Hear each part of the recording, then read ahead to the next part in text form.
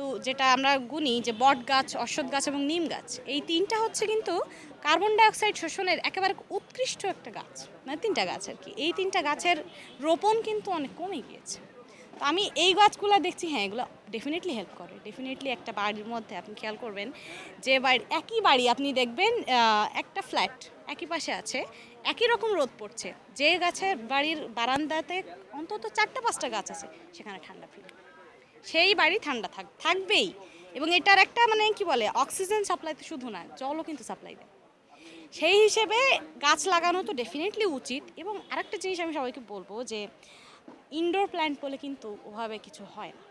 প্রত্যেকটা ইনডোর প্ল্যান্টের জন্যে রোদ লাগে। ওই যে ইনডোর প্ল্যান্ট বলে ঘরে রেখে দিলাম, অনেকে মারা যায়। আমাদের দেশের কিন্তু বেশিরভাগ ক্রেতা যারা বৃক্ষরোপণে মানে উদ্বুদ্ধ হচ্ছে, নতুন নতুন আর কি, আমাদের মতো বয়সী, অল্প বয়সে ইউনিভার্সিটিতে যারা, এরা করে কি, ধরেন ইনডোর প্ল্যান্ট মনে করে গিয়ে, মানে জ্ঞানের অভাবে হয়তো হতে পারে, ইনডোর প্ল্যান্ট মনে করে ঘরে নিয়ে রাখে, হয়তো সেটা মারা গেল, তারা উৎসাহটা হারায় ফেলে।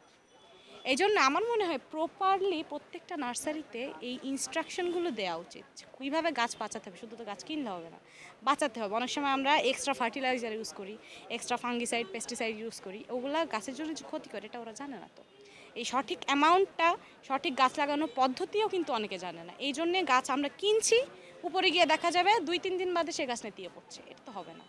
গাছ যদি লাগাতে হয় সম্পূর্ণভাবে জেনে, সম্পূর্ণভাবে মানে সায়েন্টিফিক্যালি গাছকে পরিচর্যা করতে হবে। একটা জিনিসকে নিয়ে গিয়ে মেরে ফেলে নিজের উৎসাহ নষ্ট করা, যখন তার বাচ্চা কাচ্চা গাছ লাগাতে যাবে, যে তাদের বেবিরা, তখন তারা করবে কি, যে না, ওই গাছটা তো লাগিয়েছিলাম, ওটা বাঁচে না, ওটা আসলে বাঁচে না।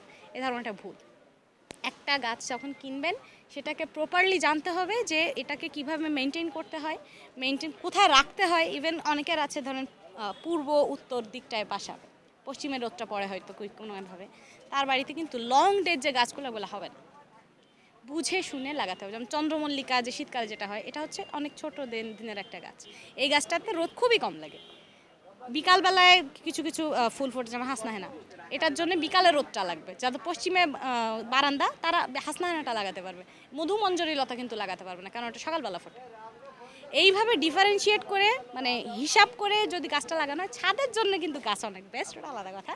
কিন্তু হিসাব করে গাছটা লাগানো হলে আমার মনে হয় যে একটা ছাদ বাগান করে নিজেকেও মনে হবে যে আসলে কিছু একটা করতে পেরেছি। তো এই হিসেবে আমার মতামত এটাই যে আসলে গাছ লাগানো উচিত। এবং আমার পার্সোনালি প্রবাদ সবারই আছে, জি, ফুল গাছ লাগালে সেই বাড়িতে সাপ দুবি